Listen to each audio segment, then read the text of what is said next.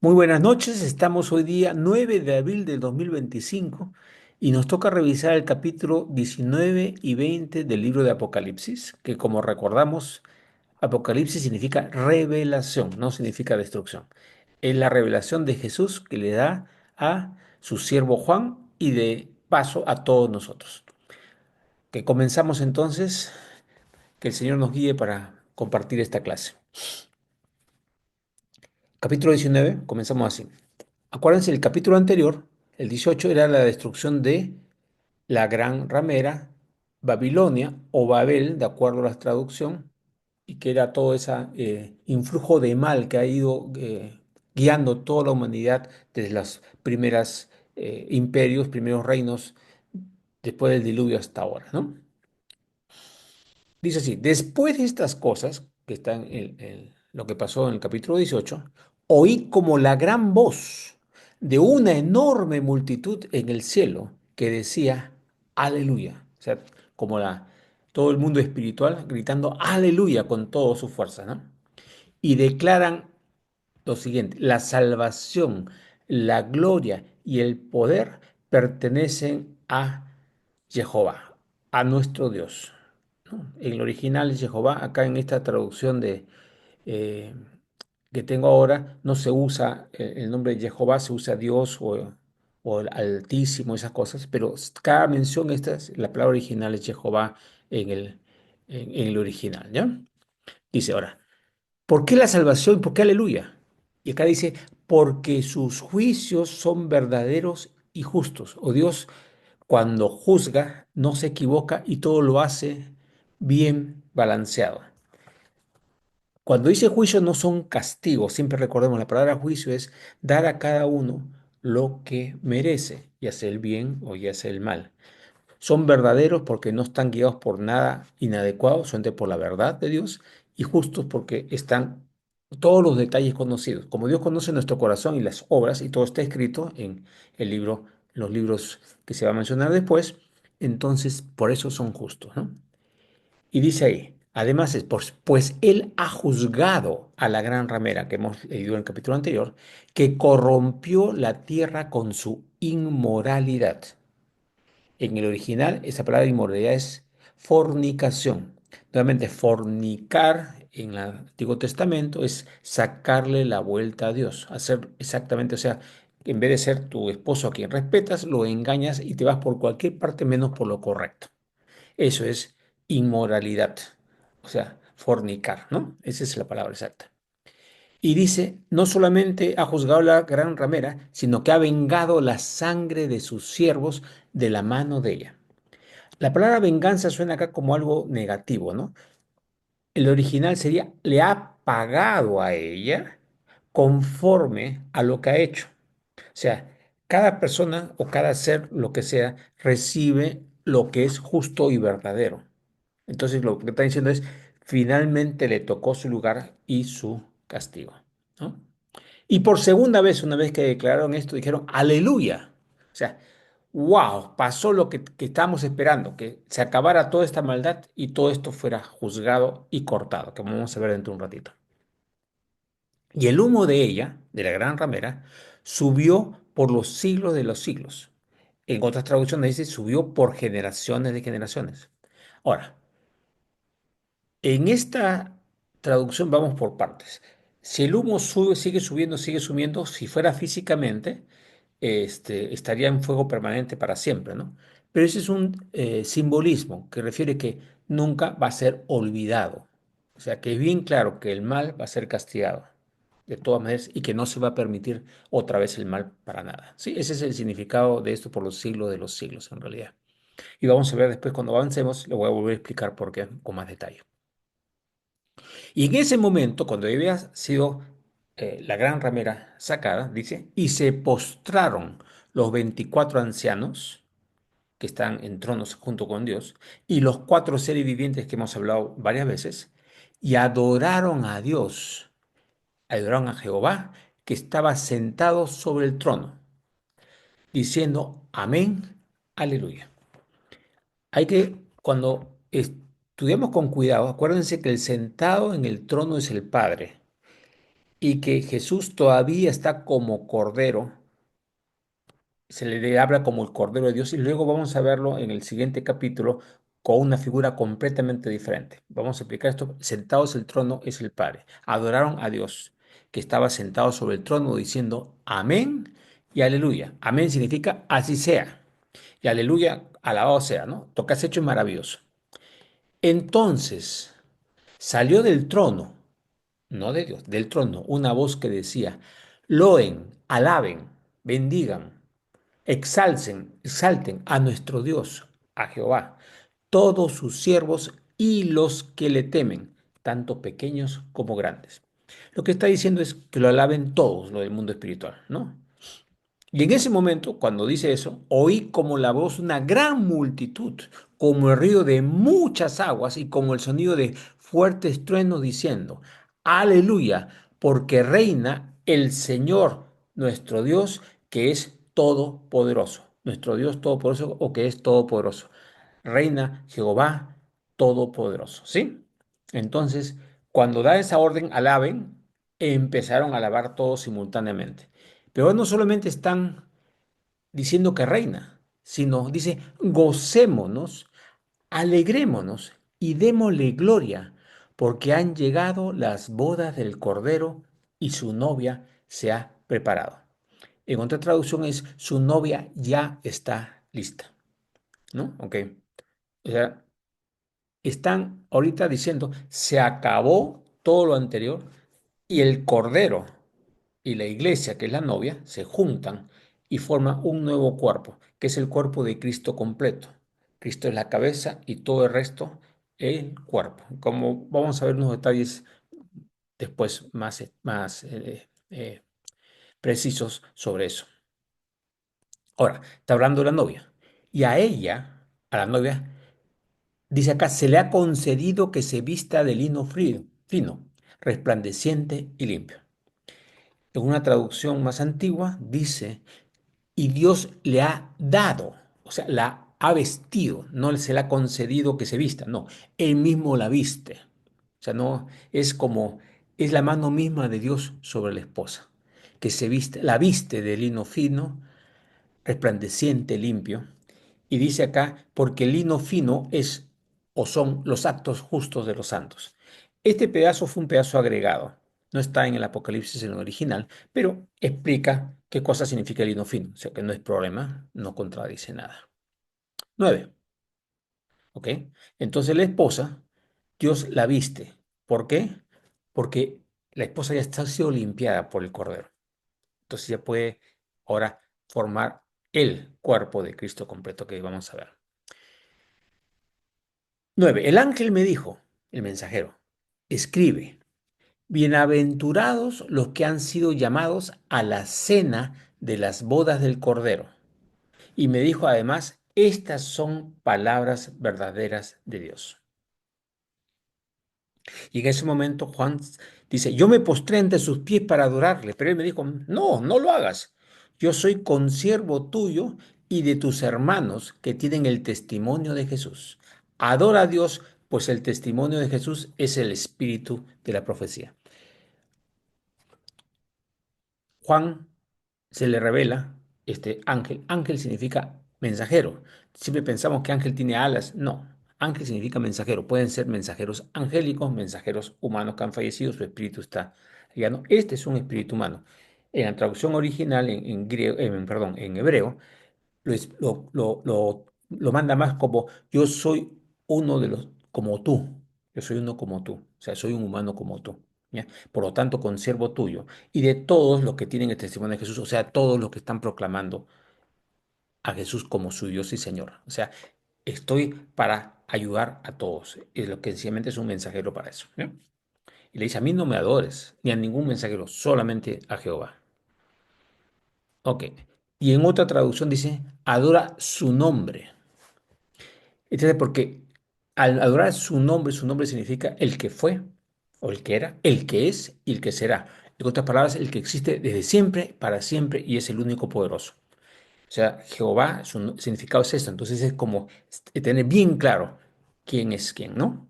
Entonces, y en ese momento, Juan dice, y vi el cielo abierto. O sea, el cielo, acuérdense, en este momento no es el cielo espiritual, el reino de los cielos, sino vio como está en un puesto y vio como que se le abre una cortina, ¿no? Vio el cielo abierto y de ahí, y aquí, un caballo blanco y el que lo montaba se llama Fiel y Verdadero. Vamos a ver varios nombres acá. Uno es Fiel y Verdadero. Y con justicia él juzga y pelea la buena batalla o hace guerra y también puede ser hace justicia, de acuerdo a las traducciones. Sus ojos son como llamas de fuego, luz que sale de ahí. En su cabeza tiene muchas diademas, coronas. En otras palabras, es rey de muchas cosas, es la autoridad. Todas las otras que hemos visto en el Antiguo, en el Apocalipsis, hemos visto que tiene una corona, tiene un rey. No, este es el que monta es fiel y verdadero y tiene muchas coronas. En otras palabras, es el rey de todo. Esa es la expresión por qué tiene muchas coronas o diademas. Y tiene un nombre escrito que nadie conoce sino él mismo.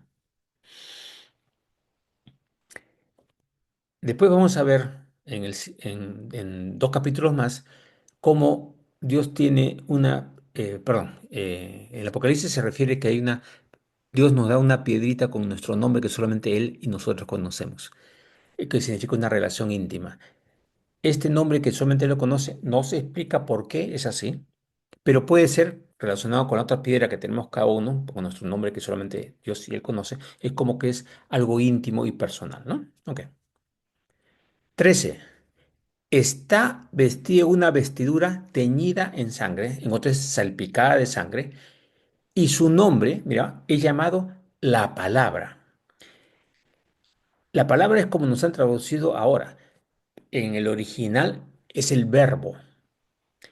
Ahora, ¿por qué verbo? Porque verbo es el que actúa.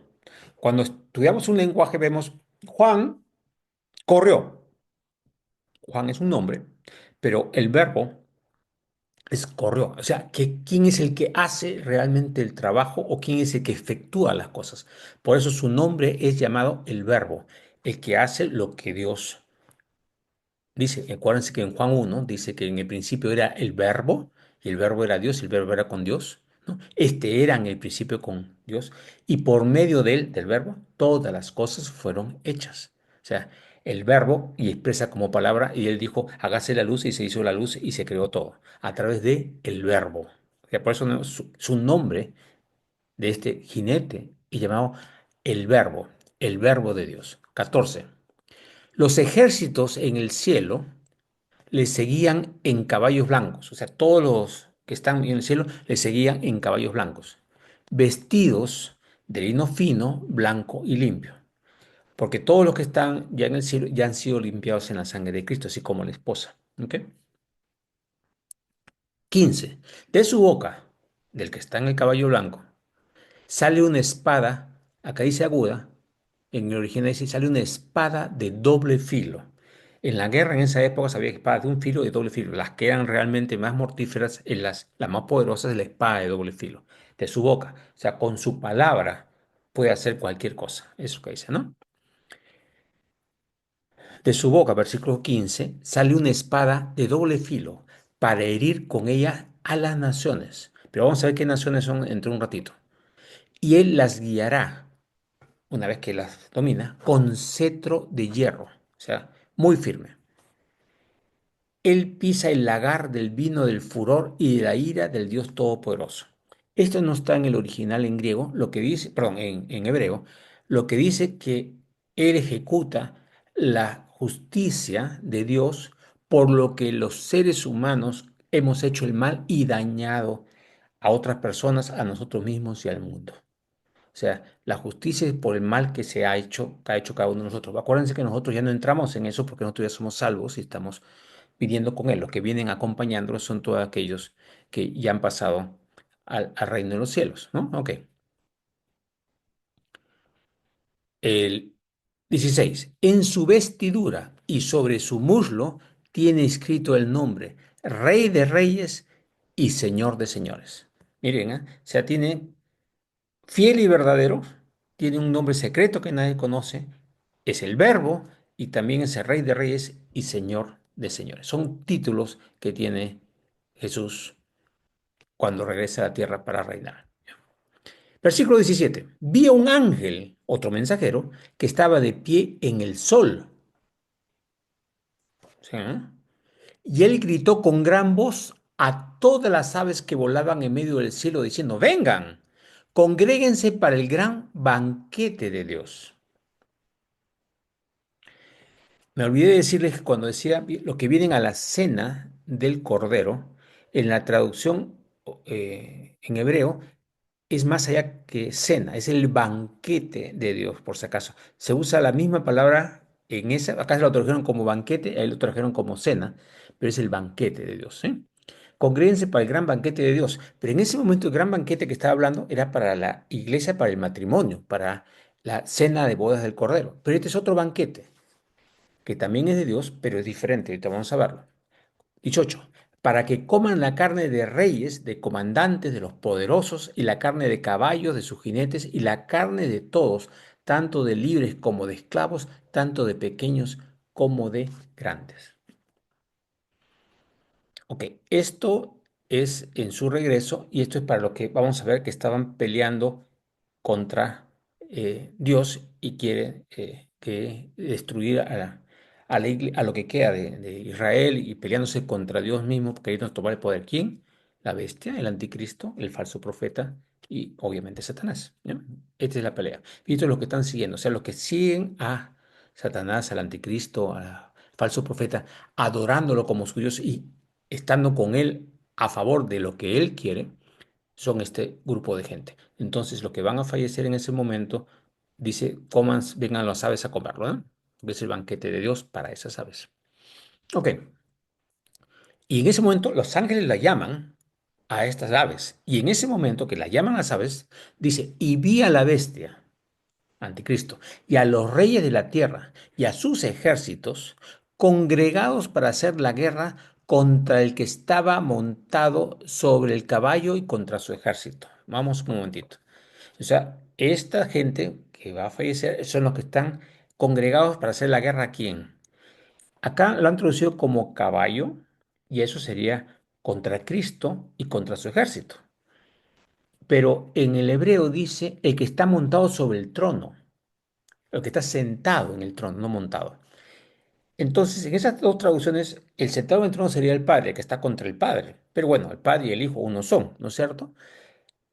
¿Cuál de las dos exactas es? No importa, porque los dos están peleando contra Dios. O sea que esa discusión de si es el sentado al trono del Padre, están contra el Padre o contra el Hijo, están contra Dios, sinceramente, así que no importa cuál de las dos traducciones es la correcta.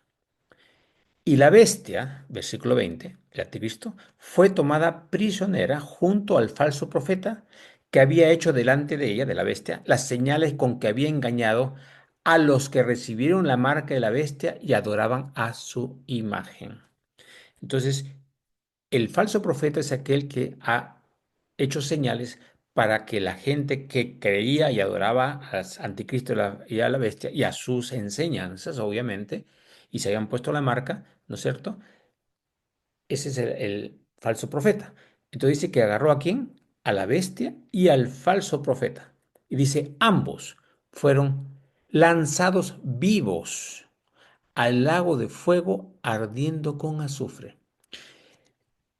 En otra traducción, sencillamente al lago de fuego y castigados con azufre, ¿no? Ardiendo o castigados, ¿no? 21. Los demás, los que no eran ni el anticristo ni el falso profeta, fueron muertos con la espada que salía de la boca del que estaba sentado sobre el caballo, y todas las aves se hartaron de la carne de ellos. Cuando dice la boca es la espada, pero la espada de Dios es la palabra. Entonces no es que va cortado uno por uno, sino ¡pof! Expresa y caen, ¿correcto? Porque por medio de la palabra Dios puede hacer todo, crear o destruir, ¿no? Acuérdense que no lo está matando a las personas, está matando sus cuerpos, porque el espíritu sigue, y lo vamos a ver en los siguientes capítulos. El espíritu sigue vivo, lo vamos a ver dentro de un ratito. Ok, ahí acabamos este capítulo, pasamos al capítulo 20. Y en ese momento dice, Vi un ángel que descendía del cielo y que tenía en su mano la llave del abismo. En otra traducción dice del pozo sin fondo o del bottomless pit en inglés. En la traducción original de una zona, un abismo y una gran cadena. Él, este ángel, prendió al dragón, Satanás, aquella serpiente antigua que es el diablo y Satanás, y le ató por 1000 años. Lo arrojó a ese abismo y lo cerró y lo selló sobre él para que no engañase más a las naciones hasta que se cumpliesen los 1000 años. Por eso en una traducción en inglés dicen el pozo sin fondo, porque es un abismo que no tiene fin, que va cayendo, cayendo, pero está cerrado para que no pueda escapar. Por eso le dicen pozo, nada más. Pero un abismo significa algo que caes y no tiene fin. Es básicamente, pero encerrado ahí sin poder escaparse por 1000 años. Después de esto, dice, después de esos 1000 años, es necesario que sea desatado por un poco de tiempo que sea necesario o será desatado o será libre por un poco de tiempo. Y hay un objetivo para eso, para que lo desatan un tiempo. Y en ese momento ya cayó el anticristo, ya cayó el falso profeta que están en el infierno. Satanás no está en el infierno, está atrapado todavía en un sitio. Los otros dos ya están en castigo, Satanás todavía, ¿ok? Pero está preso y no puede contactarse con nadie. Y dice ahí, y en ese momento vi tronos y se sentaron sobre ellos y se les concedió hacer juicio. ¿A quiénes? Hoy te voy a explicarlo. Y vi las almas de los degollados por causa del testimonio de Jesús y por la palabra de Dios. Ellos no habían adorado a la bestia ni a su imagen, ni tampoco recibieron su marca en su frente ni en sus manos. Ellos volvieron a vivir y reinaron con Cristo por 1000 años. Ok, esta es la traducción de los pergaminos de bastantes siglos después de Cristo. Nuevamente, cuando revisamos los pergaminos más antiguos, dice, no dice las almas de los degollados. Lo que dice son de los que dieron testimonio de Jesús, de su palabra, y que no habían adorado ni a la bestia ni a su imagen. ¿Ok? Entonces, no necesariamente son gente que han sido degollados. Esa palabra degollados es aumentada en versiones muy posteriores, o sea, muy cercanas a nosotros. En las anteriores no existe esa palabra. Entonces, sencillamente gente, está hablando de gente que no acepta la marca ni adora a la bestia. Entonces, estos de acá obviamente tienen que ser gente que está en la época de la tribulación. ¿Sí? Ok. Ellos no habían adorado a la bestia ni a su imagen, ni tampoco recibieron su marca en su frente ni en sus manos, obvio, ¿no? Ellos volvieron a vivir y reinaron con Cristo por 1000 años. Pero los demás muertos no volvieron a vivir sino hasta que se cumplieron los 1000 años. Esta es la primera resurrección. Vamos un momentito para entender esto porque acá mucha gente se confunde. Como recordamos, Dios dice bien claro que en su venida, y lo dice en Mateo 24, lo dice en Tesalonicenses, en diferentes partes, inclusive le hemos leído, que cuando aparece Dios después de la séptima trompeta, que hemos leído previamente la séptima trompeta, ocurre que los muertos en Cristo resucitan con nuevos cuerpos. ¡Pop! Y los que estén vivos en ese momento, los que estén vivos en ese momento, serán transformados y el Señor se los lleva. Ojo, ¿ya? Y esta es la primera resurrección también. Entonces, hay gente que ha estado durante el milenio haciéndolo. Acá están contando solamente mencionando a estas personas.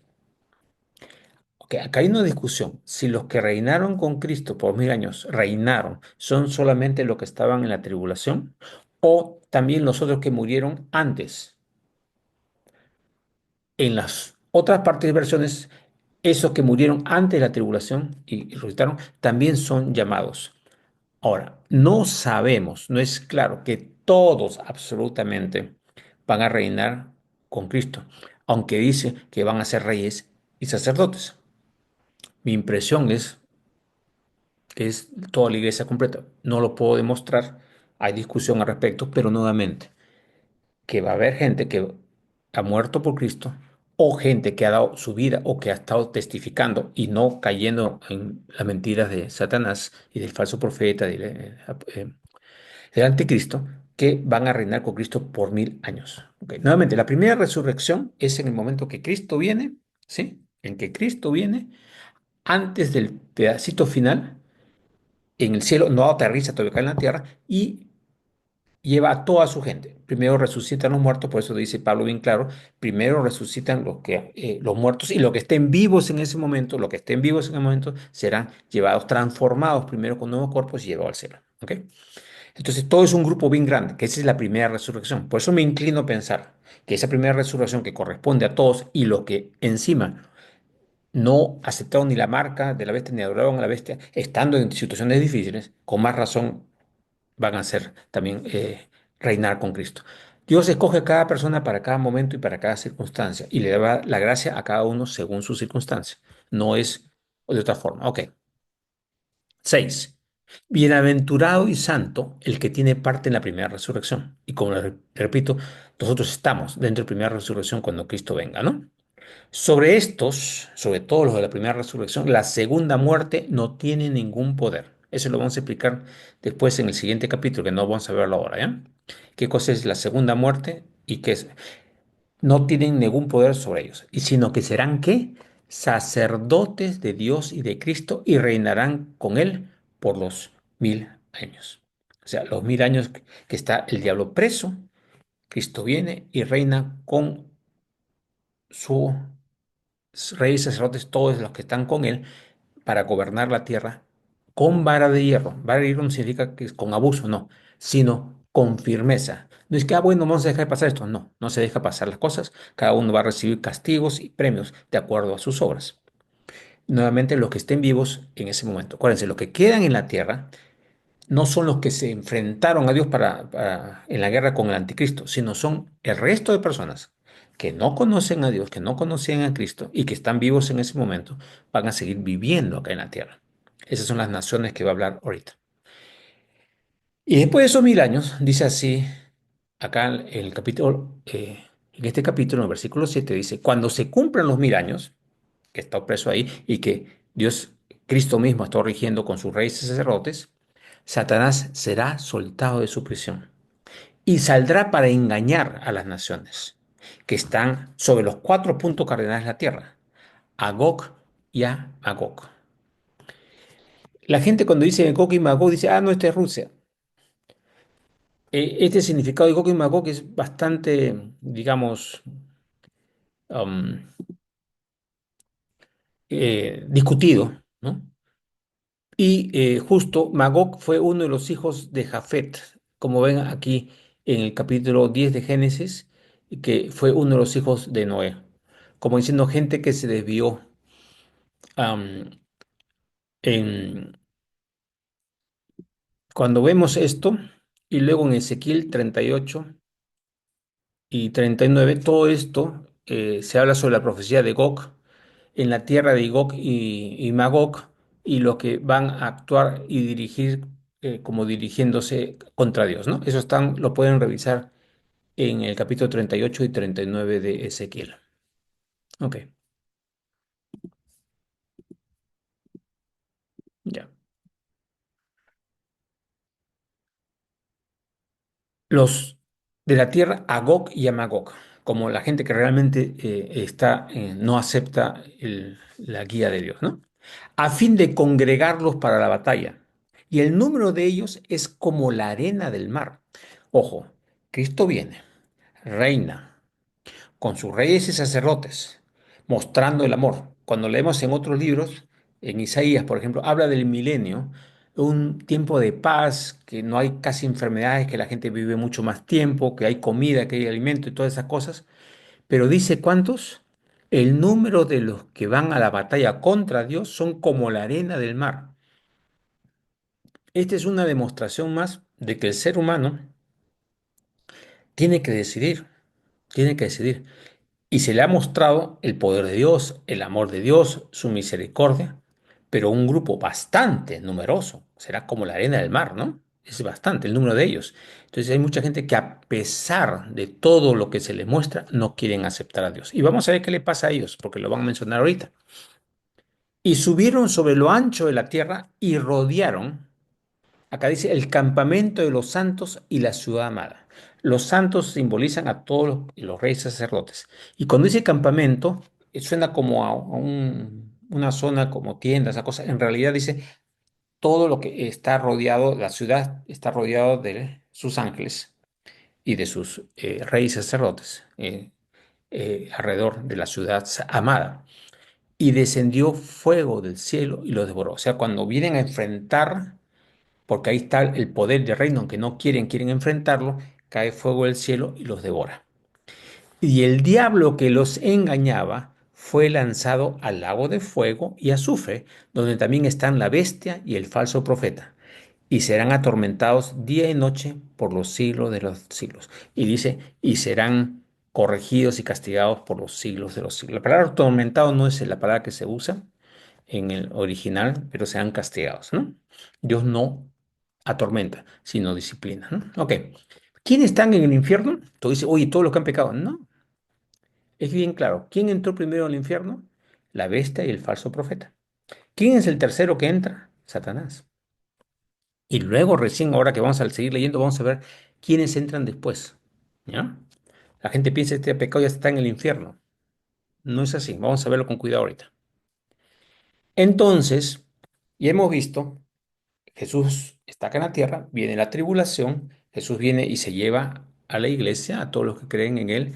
Los muertos anteriores resucitan, los que estén vivos son transformados, son llevados al cielo, viene la cena de bodas del Cordero y luego viene, derrota a los ejércitos que están en contra, que quiere atacar, ¿no? Al que está sentado sobre el trono, a Dios, y los derrota y establece un reino de 1000 años. Después del reino de 1000 años, viene el diablo es liberado y engaña. Engañan no es porque seamos tontos, engaña porque no queremos a Dios, ¿no? En los que no quieren a Dios y los pone en esa circunstancia para atacar la ciudad amada y destruidos, son destruidos. Y en ese momento, viene esto de acá, viene lo que se llama el juicio ante el gran trono blanco. Ok, y dice, vi un gran trono blanco y al que estaba sentado sobre él. ¿Quién es el Padre?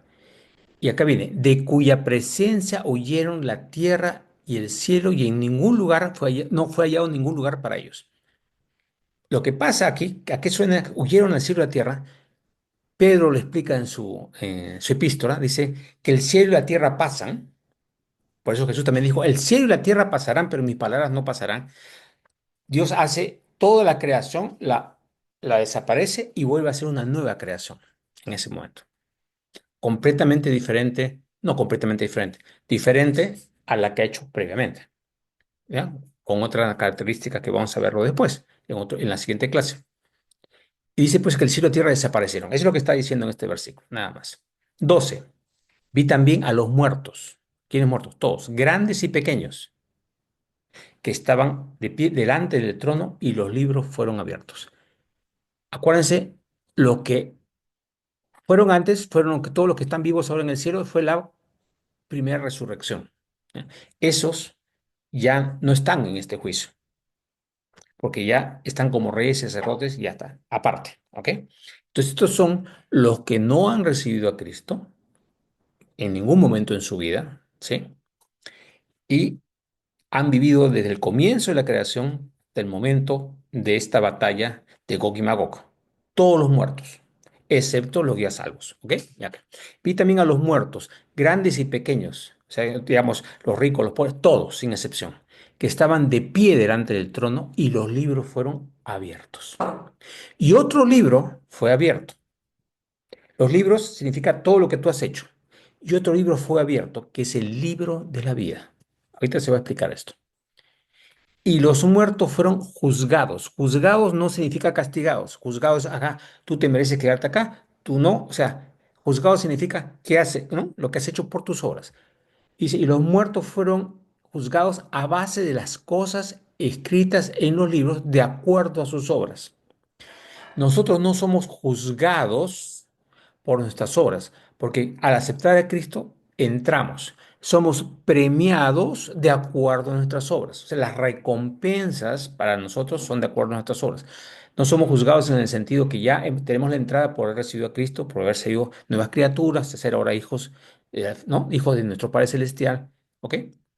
Por eso nosotros ya no somos juzgados aquí, para nada. Tenemos otro juicio que sea ante el tribunal de Cristo, que lo hemos enseñado en unas clases antes, previas. Ok, entonces, estos son juzgados de acuerdo a sus obras. Ok, un momentito, juzgados. Dice también, y el mar entregó a los muertos que estaban en él, lo que no solamente mueren en la tierra. Y la muerte y el Hades entregaron los muertos que estaban en ellos. En otras palabras, los sitios donde están los espíritus que han fallecido. Y fueron juzgados cada uno según sus obras. Otra vez, estos son juzgados según sus obras. Y recordemos cuando Pablo dice que nosotros somos salvos por gracia, no por obras, para que nadie se gloríe. Eso es la salvación. Esto es juicio a los no creyentes, ¿sí? Otra vez. Y dice, y la muerte y el Hades fueron lanzados al lago de fuego. Ya van cinco. ¿Quién fue primero? El anticristo, el falso profeta, Satanás y ahora la muerte y el Hades. Van cinco. Esta es la muerte segunda, el lago de fuego. Y el que no fue hallado inscrito en el libro de la vida fue lanzado al lago de fuego. Acuérdense, hay libros que hablan de tus obras. Y hay un libro, dice, el que no fue hallado inscrito en el libro de la vida fue lanzado al lago de fuego. ¿Cuál es la condición para no estar inscrito en el libro de la vida? Si todos los que no han recibido a Cristo se van a ir al infierno, como enseñan algunos, ¿cuál es el sentido de este juicio? No tiene absolutamente ningún sentido. Entonces, ¿cuál es el único pecado que no va a ser perdonado? Pero voy a dejar de compartir y vamos a seguir eh, explicando esto. Jesús dijo, hay un solo pecado que no se perdonará, que es la blasfemia contra el Espíritu Santo. ¿Qué cosa es la blasfemia contra el Espíritu Santo? Vamos a entenderlo de una forma muy simple. Si Dios mismo viene delante de ti, te muestra su amor, te habla de su perdón, te quiere toda la cosa, te muestra las cosas espirituales, te hace todas las cosas y aún así no quieres saber nada contra Él, porque el Espíritu Santo es la expresión, por si acaso, el Espíritu Santo es la expresión del Padre y el Hijo y que revela todas sus verdades hacia nosotros. Por eso dice la blasfemia contra el Espíritu Santo. Jesús explica que el Espíritu Santo procede del Padre y el Hijo y que nos guiará a todas verdades y nos revelará todo. Entonces el Espíritu Santo le revela todo, pero no lo aceptas. Si no lo aceptas, significa que estás repudiando. Es la blasfemia contra el Espíritu Santo. Estoy resumiendo, porque es una clase de una hora, pero ahí. Entonces, ¿quiénes no están inscritos en el libro de la vida? Las personas que han blasfemado contra el Espíritu Santo. ¿Me entendieron el punto? El único pecado que no será perdonado. Por eso, esa enseñanza de que todos los que no reciben a Cristo se van al infierno. Yo sé que se enseña por muchas partes, pero si se dan cuenta aquí, ¿cuál es el sentido? Dice, de esta gente que no es salva, van a ser juzgados por sus obras. Y los que no están inscritos en el libro de la vida, van al lago de fuego. Entonces, los que sí están inscritos en el libro de la vida, ¿quiénes son? Los que no han blasfemado contra el Espíritu Santo. O sea, pero blasfemar no es algo por un error, ¿ya? Por ejemplo, suponte que a mí me han enseñado pues que todos los judíos son una basura y, y cuando veo un judío digo, tengo que matarlo porque esta es una porquería que hay que desaparecerla. Le han enseñado gente así, perfecto. Pero esa persona ha sido enseñada así. En su corazón eso es lo correcto porque así le han enseñado. Pero si se lo muestran y revelan y no quiere aceptar la verdad, digo con conocimiento espiritual, no es con un poquito de información, entonces recién eso sería un pecado. La gente puede hacer barbaridad y media, pero el pecado que no será perdonado es la blasfemia contra el Espíritu Santo. Obviamente, y ahí dice pues, y vamos a verlo en el siguiente capítulo, cómo empieza toda esa gente, toda esa gente que ha sido juzgada va a vivir en la tierra, los que están inscritos en el libro de la vida, en una nueva tierra. Y lo vamos a explicar en la siguiente clase. Por eso es que no es que han estado en el infierno. Hemos visto que no estaban en el infierno, en el lago de fuego. El lago de fuego fue inaugurado ¿por quién? Por el anticristo, por el falso profeta, son entre los dos. Luego, ¿quién entró? Satanás. Y luego, el Hades y la muerte, ¿no? Y después todos los que han rechazado ¿no? Y que no están inscritos en el libro de la vida. Nuevamente. Ese es el resumen de estas clases. Ok, espero que no haya sido tan confuso. Dios los bendiga a todos. Nos vemos la próxima semana. Si tienen alguna pregunta, por favor, escriban en los comentarios. Cuídense todos. Nos vemos.